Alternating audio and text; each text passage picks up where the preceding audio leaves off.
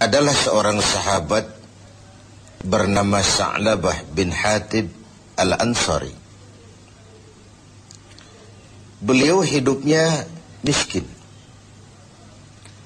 tetapi kemiskinannya sama sekali tidak mengurangi kekuatan ibadahnya. Salatnya pun selalu berjamaah.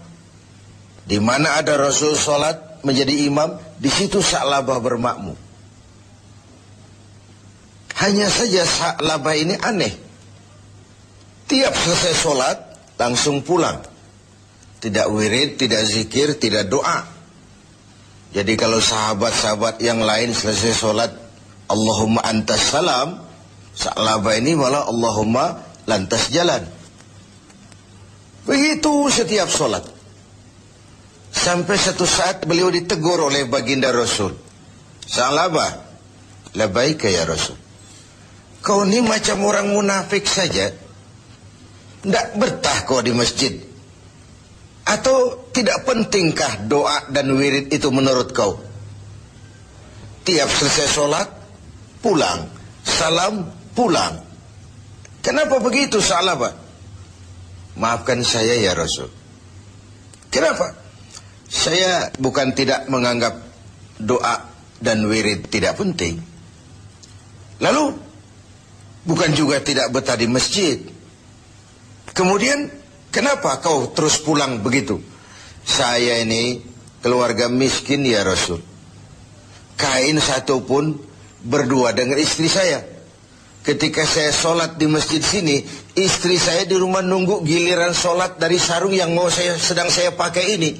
Kalau saya pakai wirid dan zikir, istri saya tidak kebagian waktu sholat. Begitulah. Iya.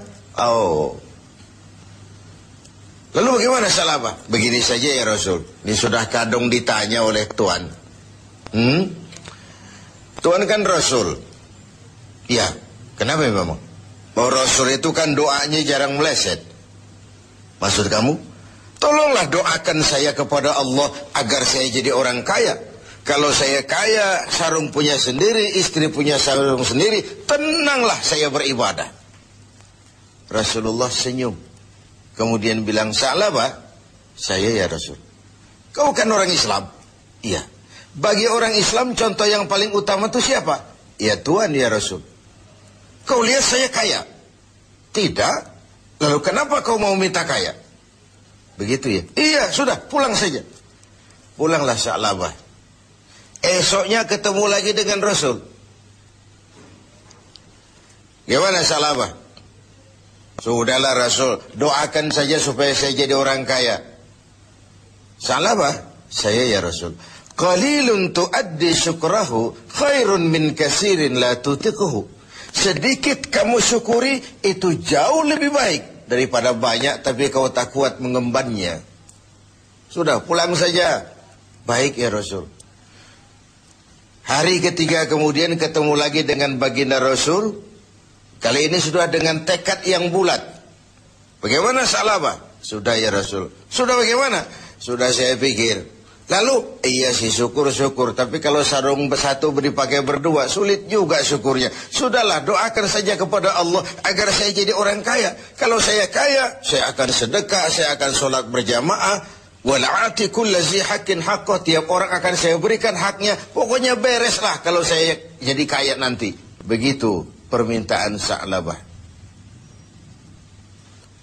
Didesak sedemikian rupa, akhirnya baginda Rasul mengangkat kedua belah tangan, mendoakan Sa'labah. Allahumma razuk Sa'labah.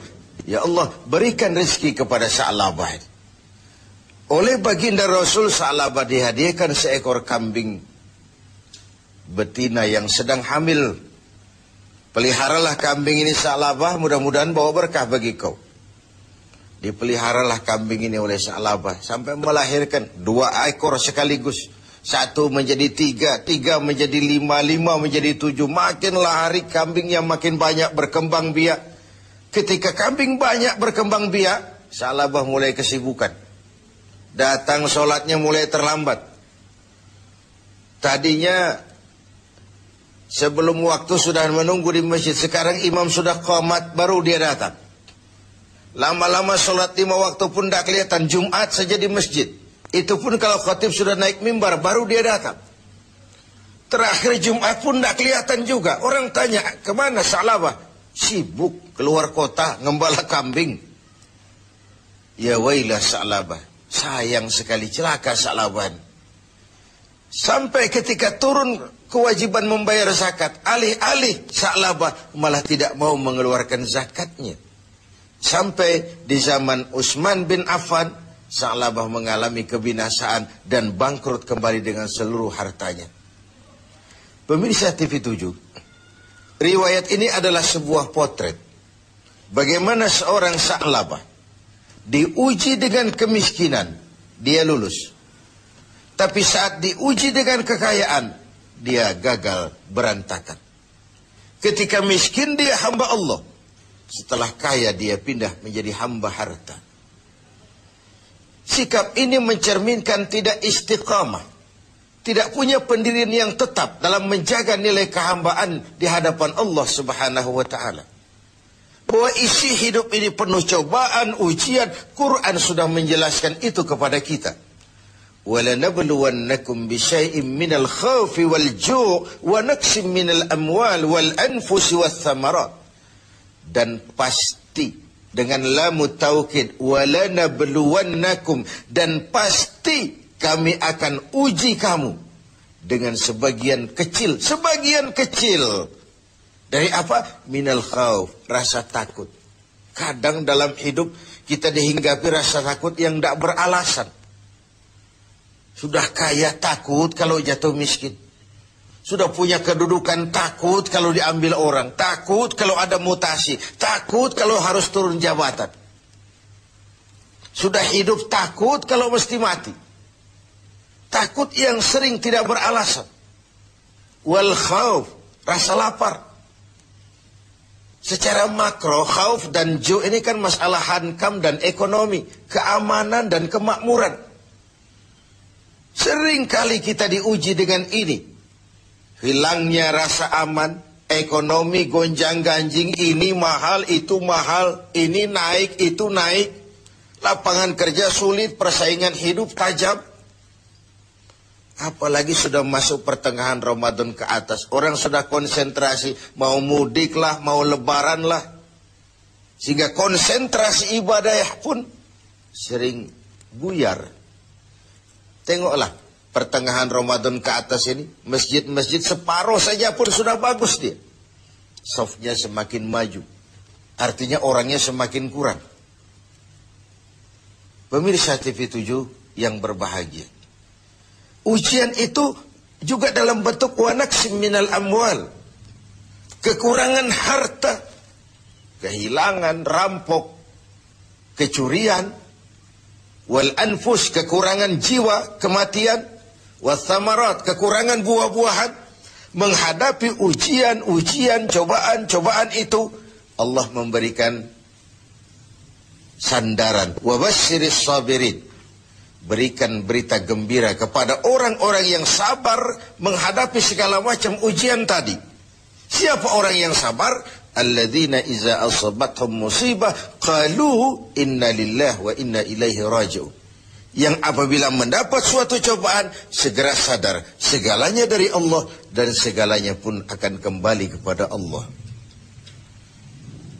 Ada baiknya kita angkat satu potret lain.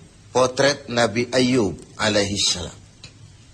Nabi Ayub sebelumnya adalah orang yang kaya. Beberapa rasul memang kaya.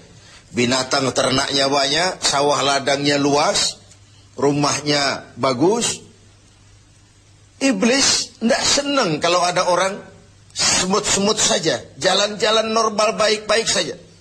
Iblis dilapor, Tuhan, hambamu yang namanya Ayub itu mau ibadah karena kaya dia. Coba kalau dia jatuh miskin, selesai ibadahnya itu.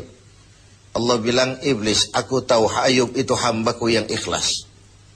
Saya buktikan Tuhan, silahkan. Iblis pun turun ke alam ini menggoda Nabi Ayub. Mula pertama dia binasakan binatang ternak Nabi Ayub. Lalu dirusak sawah ladangnya.